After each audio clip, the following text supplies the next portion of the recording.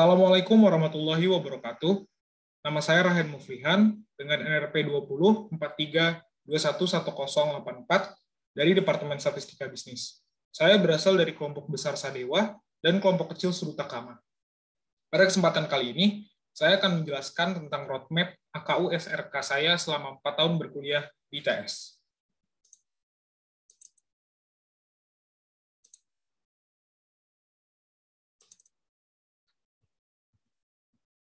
Sebelumnya, saya akan menjelaskan apa itu AKU SRK.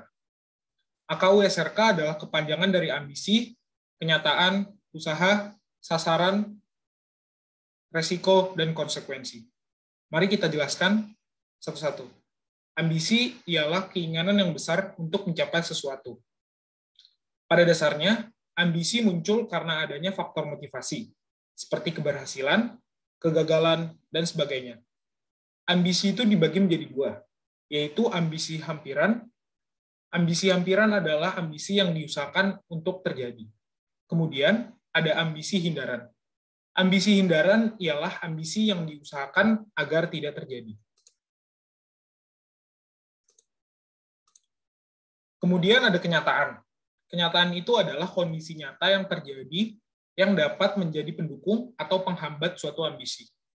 Kenyataan itu terbagi menjadi dua, yaitu kenyataan eksternal yang berasal dari luar dan tidak dapat dikontrol. Contohnya ialah lingkungan, keluarga, keuangan, dan pergaulan.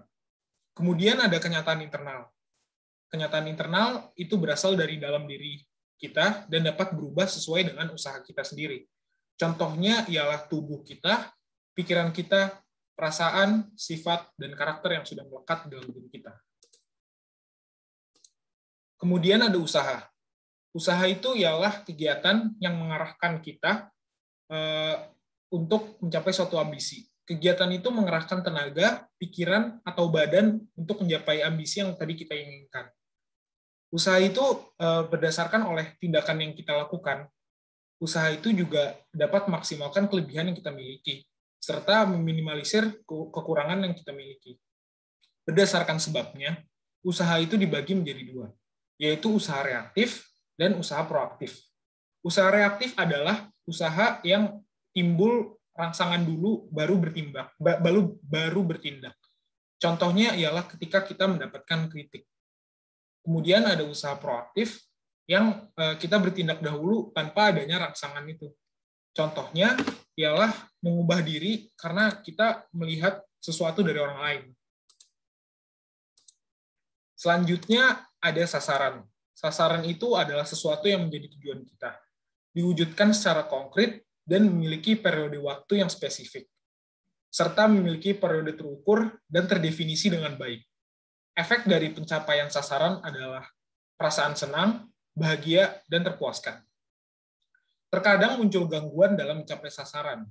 Cara mengatasi gangguan tersebut ialah motivasi, komitmen yang kita miliki, optimis, dan lakukan yang terbaik, serta kita harus memikirkan plan B dan evaluasi terhadap diri kita sendiri. Selanjutnya ialah resiko. Resiko adalah kemungkinan untuk bertemu dengan sebuah bahaya atau sesuatu yang tidak diharapkan, atau belum pasti terjadi dan bisa diantisipasi. Yang terakhir adalah konsekuensi. Konsekuensi merupakan hasil yang didapatkan dari suatu perbuatan sebagai bentuk reaksi dari aksi yang telah kita lakukan, baik positif maupun negatif.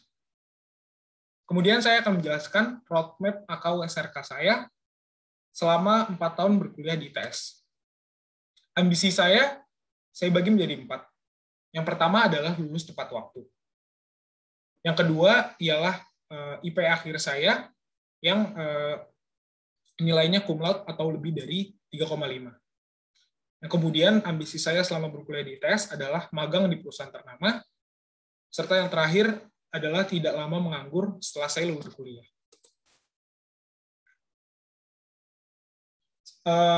Breakdown saya terhadap ambisi tadi menjadi sasaran saya bagi menjadi 4, yaitu ambisi hal yang saya lakukan dari ambisi tadi untuk menjadi sasaran saya bagi menjadi 4. Tahun pertama, tahun kedua, tahun ketiga, dan tahun keempat. Tahun pertama, saya akan mengikuti perkuliahan dengan sungguh-sungguh. Yang kedua, saya berusaha aktif dalam mengikuti kegiatan UKM, di mana UKM saya sekarang adalah LPM 1.0. Kemudian yang terakhir, saya berusaha untuk mengikuti lomba internal maupun eksternal kampus. Tahun kedua, saya akan mengikuti perkuliahan dengan sungguh-sungguh, mengikuti pelatihan yang mendukung untuk menjadi anggota himpunan, serta mengikuti beberapa lomba, serta berpartisipasi menjadi panitia dalam beberapa acara kampus.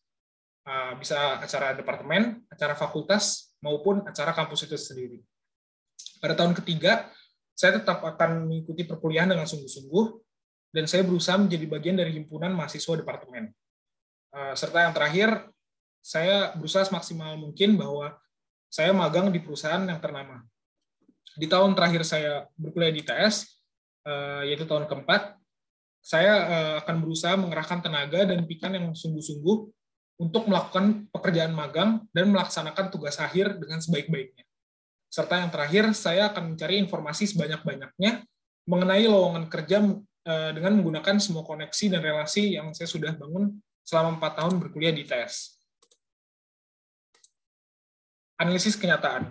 Analisis kenyataan itu meliputi SWOT. SWOT itu adalah strength, yaitu kekuatan yang ada dalam diri kita, weakness, yaitu kelemahan yang ada dalam diri kita, opportunities, yaitu peluang atau kemampuan yang bisa saya dapatkan, serta yang terakhir threats, yaitu ancaman. Strength saya adalah orang yang ambisius, kemudian saya orang yang responsible, artinya saya bertanggung jawab terhadap apa yang saya kerjakan, kemudian saya juga orang yang idealis, serta mudah menyerap pelajaran yang dijelaskan oleh dosen ataupun mentor. Kemudian kelemahan saya atau weakness saya itu orang yang sering menunda pekerjaan. Kemudian saya orang yang tidak terlalu kompetitif terhadap suatu hal. Saya mudah puas terhadap apa yang sudah saya capai. Kemudian yang terakhir, saya adalah orang yang sangat perhitungan. Opportunity saya mempunyai lingkungan suportif yang supportnya itu berupa moral dan materi yang cukup dari orang-orang sekitar. Ancaman saya adalah orang yang moody atau seringkali melakukan sesuatu tergantung mood saya dan seringkali tidak memaksimalkan apa yang saya punya untuk melakukan sesuatu. Saya juga orang yang gampang bosan ketika saya melakukan sesuatu terus-menerus, saya akan cepat bosan, sehingga saya terdistraksi oleh hal-hal yang mengganggu terhadap capaian ambisi saya tadi. Kemudian usaha saya mencapai target dan tujuan ialah yang pertama, saya berusaha selalu berada di lingkungan yang positif, karena ancaman saya mudah terdistraksi, jadi saya berusaha untuk selalu berada di lingkungan yang positif. Kemudian saya selalu fokus terhadap ambisi awal, karena saya orangnya mudah terdistraksi tadi. Kemudian saya membuat list to do untuk mengerjakan pekerjaan yang ada dan menyicil pekerjaan. Kemudian yang terakhir adalah mengasah kemampuan bahasa Inggris, yang menurut saya itu sangat penting bagi pengembangan diri saya untuk kehidupan selanjutnya. Kemudian analisis resiko. Saya itu resiko yang mungkin akan saya hadapkan selama 4 tahun berkuliah di ITS, saya itu sulit membagi waktu bersama keluarga dan orang terdekat. Jadi ketika saya sudah fokus terhadap suatu hal, saya akan sulit membagi waktu dan menghabiskan waktu untuk keluarga dan orang terdekat. Kemudian saya akan sangat sibuk dan sulit fokus terhadap apa yang saya jalani. Jadi karena terlalu banyak hal yang saya kerjakan, saya sulit fokus terhadap apa yang saya jalani. Jadi karena terlalu banyak, jadi saya sulit untuk fokus dan mengerjakan sesuatu dengan maksimal. Kemudian saya juga kadang-kadang lupa terhadap kewajiban terhadap diri saya sendiri.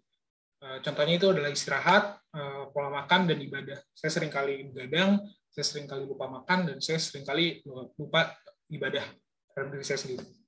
Kemudian yang terakhir adalah stres berlebih karena terlalu banyak hal yang dikerjakan. Karena sudah saya jelaskan tadi, saya orangnya gampang moody dan gampang berubah moodnya, jadi kadang-kadang saya suka stres berlebih karena terlalu banyak hal yang dikerjakan tadi.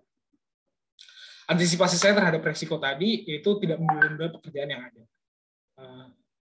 Jadi setiap pekerjaan yang ada yang saya dapatkan dari pekerjaan yang saya dapatkan, saya harus langsung selalu saya kerjakan langsung tanpa menunda pekerjaan, karena ketika saya menunda pekerjaan yang saya punya akan menumpuk dan akan sulit fokus ketika pekerjaan yang menumpuk tadi saya kerjakan gitu. Jadi terlalu banyak pekerjaan itu membuat saya sulit fokus. Kemudian saya mementingkan keperluan akademik perkuliahan di atas keperluan pendukung lainnya. Karena tujuan saya berkuliah di ITS adalah ya saya kuliah, belajar, dan saya berusaha untuk mementingkan keperluan akademik perkuliahan itu tadi di atas keperluan pendukung lainnya. Kemudian yang terakhir adalah refreshing yang bersifat rekreasional yang seperlunya. Karena saya tadi mudah stres, jadi saya membutuhkan refreshing yang bersifat rekreasional. Tentunya seperlunya dan tidak mengganggu kegiatan-kegiatan lain saya dan tidak mengganggu saya dalam mengerjakan suatu pekerjaan yang ada, mengerjakan suatu kewajiban yang ada. Kemudian yang terakhir adalah konsekuensi saya. Jika saya berhasil dalam mencapai tujuan saya tersebut, ambisi saya tersebut, itu bakal menjadi kepuasan tersendiri bagi saya, dan saya akan bangga terhadap diri saya sendiri serta pencapaian saya. Karena pencapaian ambisi-ambisi tadi yang sudah saya rancang selama berkuliah di ITS itu merupakan ambisi yang sangat bermanfaat untuk saya di tahap kehidupan saya selanjutnya gitu. Nah, jika saya gagal meraih ambisi-ambisi yang sudah saya rancang tadi, itu akan menjadi bahan evaluasi bagi saya. Tentunya saya akan sedih dan tentunya saya akan kecewa terhadap diri saya. Tapi mau nggak mau itu yang terjadi dan saya berusaha semaksimal mungkin untuk tidak berlarut-larut dengan kesedihan dan menjadikan itu menjadi bahan evaluasi bagi saya agar di waktu yang mendatang saya bisa memanfaatkan waktu, tenaga, pikiran, dan kemampuan saya dalam mencapai sebuah tujuan yang ada. Jadi di tahap kehidupan saya selanjutnya, ketika saya sudah tidak lagi berkuliah di ITS, saya bisa menerapkan, saya bisa memanfaatkan waktu, tenaga, pikiran, dan kemampuan saya dalam mencapai sebuah tujuan hasil dari evaluasi saya tadi. Demikian penjelasan saya tentang roadmap AKU SRK saya selama berkuliah 4 tahun di ITS. Kurang lebihnya mohon maaf. Assalamualaikum warahmatullahi wabarakatuh.